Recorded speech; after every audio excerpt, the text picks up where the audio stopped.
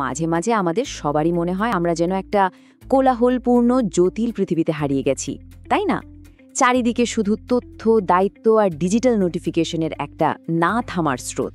আর এই আধুনিক জীবনের গতির সাথে তাল মেলাতে গিয়ে সত্যি বলতে সবকিছু একটু বেশিই মনে হতে পারে। তো আজকের এই আলোচনাতে আমরা ঠিক এই অনুভূতিটা নিয়েই কথা বলবো। আমরা দেখব সুমিও মাসুনোর the art of simple living বইটার কিছু জেন নীতি আমাদের কিভাবে মানসিক শান্তি খুঁজে পেতে সাহায্য করতে পারে। চলুন এই বিষয়টা নিয়ে একটু গভীরে যাওয়া যাক। তো প্রথমেই চলুন সেই মূল সমস্যাটা দেখি, যেটা আমাদের প্রায় সবারই হয়। আমরা এমন একটা পৃথিবীতে আছি যেখানে চারিদিকে এত কোলাহল যে সত্যিকারের শান্ত থাকাটা মাঝে মাঝে একটা বিশাল চ্যালেঞ্জের মতো মনে হয়। আমার মনে হয় এই প্রশ্নের উত্তরটা বেশিরভাগ মানুষের জন্যই হ্যাঁ হবে। আর এই অনুভূতিটা কিন্তু খুবই স্বাভাবিক। সারাক্ষণ ব্যস্ত থাকা আর সব কিছু একসাথে করার যে একটা চাপ, সেটা মনকে ক্লান্ত করে ফেলে। তবে এই পরিস্থিতি থেকে বেরোনোর উপায় অবশ্যই আছে। তাহলে প্রশ্ন হচ্ছে, এই সব বিশৃঙ্খলার মধ্যে আমাদের পথ দেখাবে কে? উত্তরটা কিন্তু লুকিয়ে থাকতে পারে বহু বছরের পুরনো জেন দর্শনের মধ্যে। চলুন দেখি কিভাবে এই দর্শনটা আধুনিক জীবনের জন্য একটা দারুণ ব্লুপ্রিন্ট হিসাবে কাজ করতে পারে।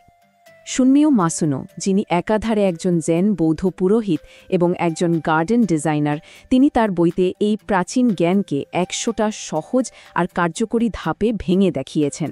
মানে এটা শুধু একটা বই নয়, এটা আসলে একটা শান্ত আর অর্থপূর্ণ জীবনের দিকে এগিয়ে যাওয়ার গাইড। আর এর সবচেয়ে দারুণ দিকটা কি জানেন? এই গভীর ধারণাগুলোকে এত সহজ আর প্র্যাকটিক্যাল উপায় বলা হয়েছে যে কেউ এগুলো কাজে লাগাতে পারে।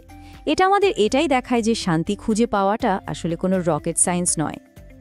আচ্ছা, এবার চলুন কিছু সুনির্দিষ্ট অভ্যাস বা প্র্যাকটিসের কথা বলি, যেগুলো আমাদের ভেতরের জগৎটাকে শান্ত করতে সাহায্য করে। দেখুন, জেন দর্শন বলে যে বাইরের জগতের আগে নিজের মনকে ঠিক করাটা জরুরি, আর এই অভ্যাসগুলোই সেই মানসিক স্বাস্থ্যের ভিত তৈরি করে দেয়। এখানে খুব সাধারণ ৩টে অভ্যাসের কথা বলা হয়েছে, যা যে কেউ নিজেদের জীবনে নিয়ে আসতে পারে। প্রথমটা হলো একটা ছোট্ট রুটিন তৈরি করা, দ্বিতীয়টা সচেতনভাবে শ্বাস নেওয়া, আর ৩ নম্বরটা হলো একবারে একটাই কাজে মন দেওয়া। একবার ভেবে দেখুন, প্রতিদিন সকালে মাত্র ৫টা মিনিট, হতে পারে সেটা শান্ত হয়ে ১ কাপ চা খাওয়া বা জানালার পাশে চুপ করে বসে থাকা। এই ছোট্ট কাজটাই কিন্তু আপনার সারা দিনের জন্য একটা শান্ত ছন্দ তৈরি করে দিতে পারে।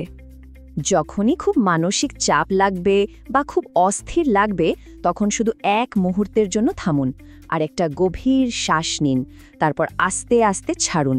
এই একদম সহজ কাজটা কিন্তু সঙ্গে সঙ্গে মনকে শান্ত করে আর আপনাকে বর্তমানে ফিরিয়ে আনে।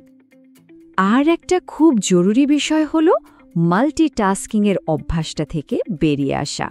যখন একটা কাজে পুরোপুরি মন দেওয়া হয়, সেটা হোক খাওয়া বা কোনো একটা কাজ করা, তখন সেই কাজটাই কিন্তু এক ধরনের ধ্যানের মতো হয়ে যায়। শুধু ভেতরের জগৎ শান্ত করলেই কিন্তু চলবে না, আমাদের বাইরের পরিবেশটাকেও সহজ সরল করাটা ঠিক ততটাই জরুরি, কারণ আমাদের চারপাশটা আমাদের মনের ওপর সরাসরি একটা প্রভাব ফেলে। তো চলুন এবার দেখি এটা কিভাবে করা যায়।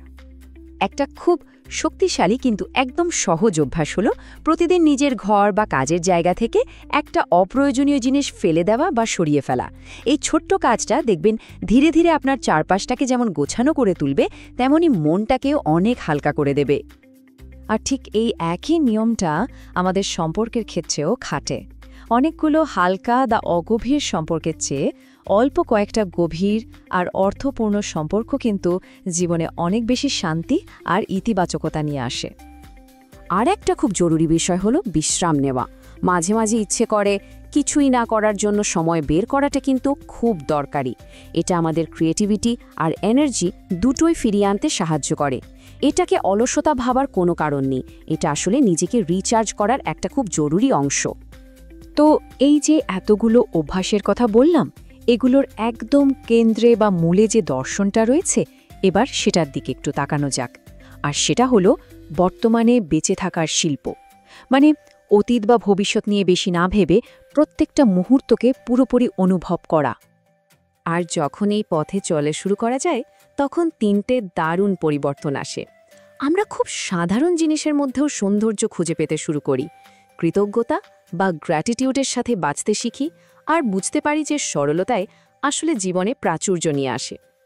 তাহলে আসল কথাটা হলো, শান্তি এমন কোনো জিনিস না যেটার পেছনে দৌড়াতে হবে। এটা এমন একটা জিনিস যা আমাদের প্রতিদিনের ছোট ছোট কাজের মধ্যে দিয়ে প্রতিটা মুহূর্তে নিজেরাই তৈরি করতে পারি। এই আলোচনাটা শেষ করার আগে একটা প্রশ্ন রেখে গেলাম ভাবার জন্য। আজকেই শান্তির একটা ছোট্ট মুহূর্ত তৈরি করতে কোনো একটা ছোট পদক্ষেপ নেওয়া যেতে পারে। একটু ভাবলেই দেখবেন উত্তরটা হয়তো আপনার ধারণার চেয়েও অনেক বেশি সহজ।